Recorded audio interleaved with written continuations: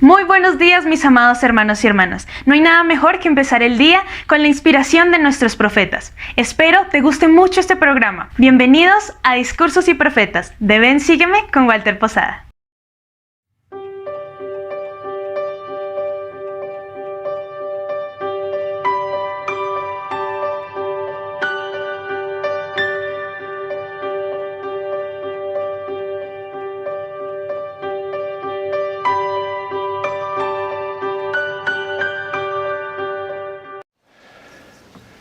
Muy buenos días.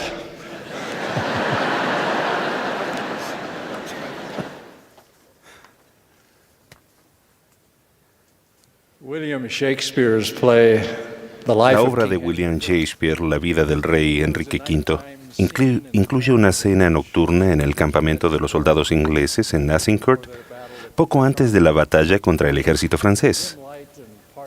En la penumbra y parcialmente disfrazado, el rey Enrique vaga entre los soldados sin que lo reconozcan.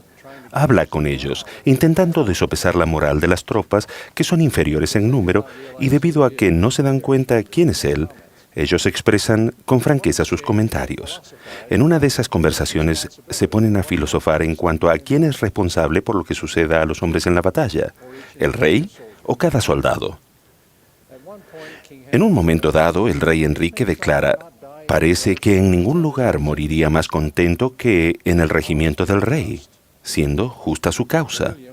Miguel Guillermo contesta: eso es más de lo que sabemos, y su compañero asiente: sí, o más de lo que desearíamos saber, porque nos basta saber que somos súbditos del rey. Si su causa es injusta, nuestra obediencia al rey nos absuelve de culpa. Miguel Guillermo añade: pero si la causa no es justa, solo el rey tendrá que rendir cuentas por ella. Como es lógico, el rey Enrique discrepa, diciendo: todo súbdito debe obediencia al rey, pero el alma de cada súbdito es suya.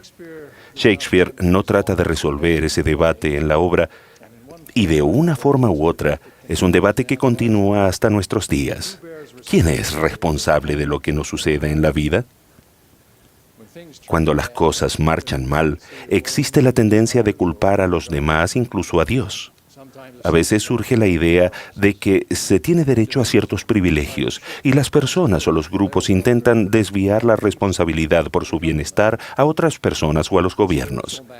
Con respecto a asuntos espirituales, algunos suponen que los hombres y las mujeres no tienen que esforzarse por lograr la rectitud personal porque Dios nos ama y nos salva tal como somos. No obstante, Dios dispone que sus hijos actúen de acuerdo con el albedrío moral que les ha dado, para que todo hombre responda por sus propios pecados en el día del juicio. Es su plan y su voluntad que tengamos la función principal al tomar decisiones en nuestra propia vida. Dios no vivirá nuestra vida por nosotros, ni nos controlará como si fuéramos sus marionetas, como Lucifer propuso. Ni sus profetas aceptarán la función de maestros de marionetas en lugar de Dios.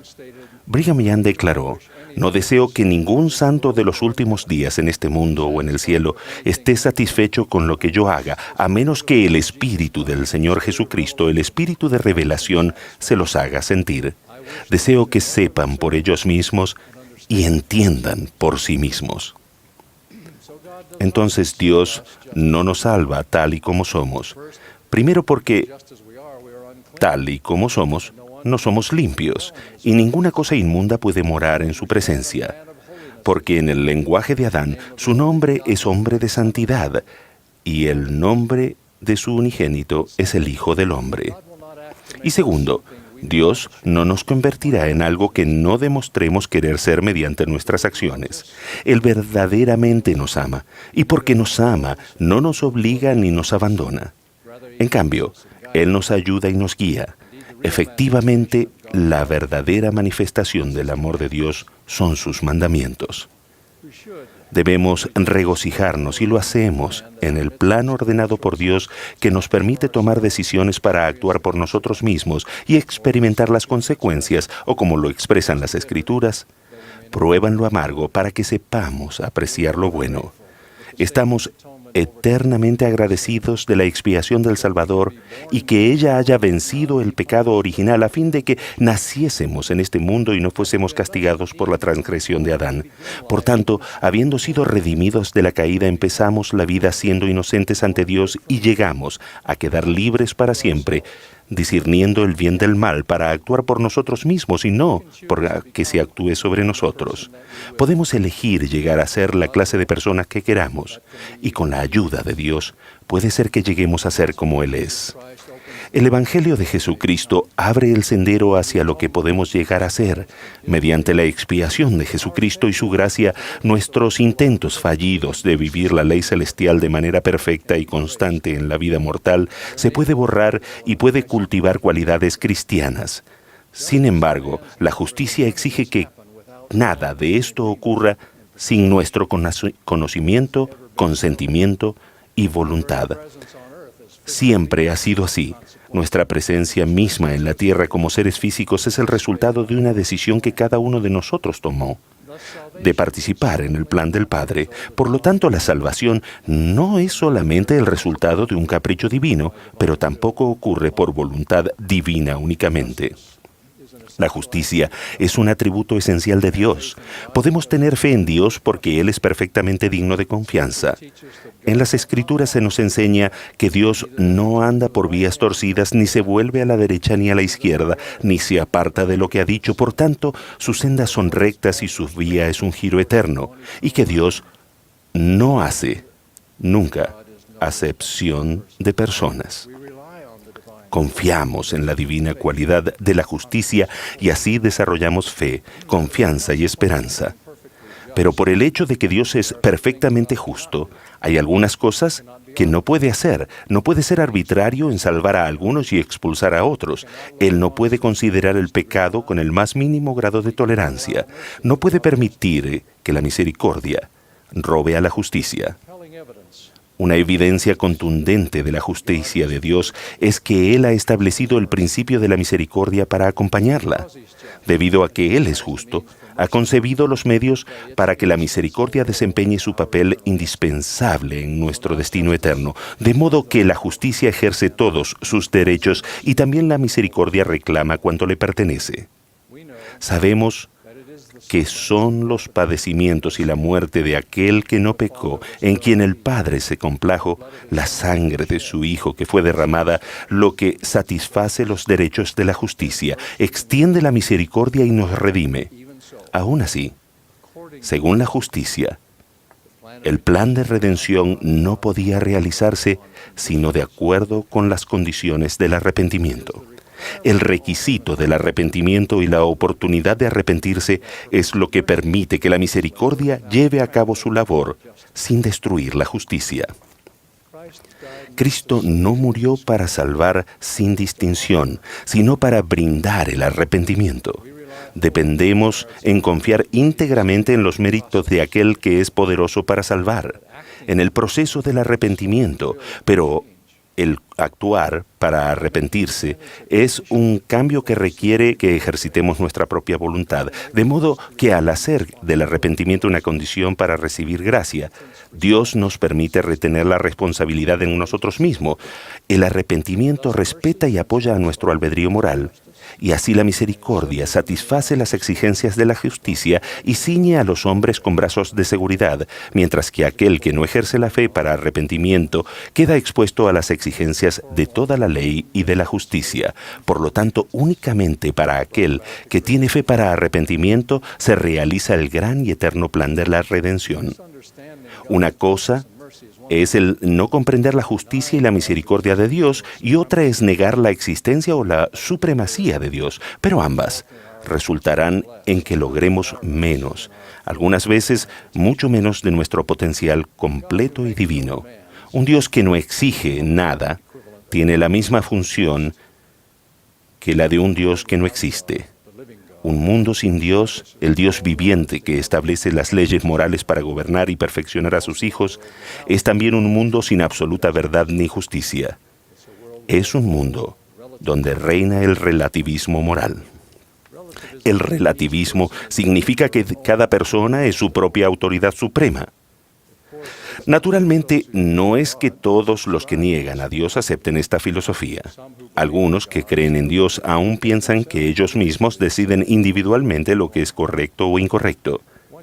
Cierto joven lo expresó de esta manera: no creo que pueda decir que el hinduismo, el catolicismo o el ser episcopal sea un error.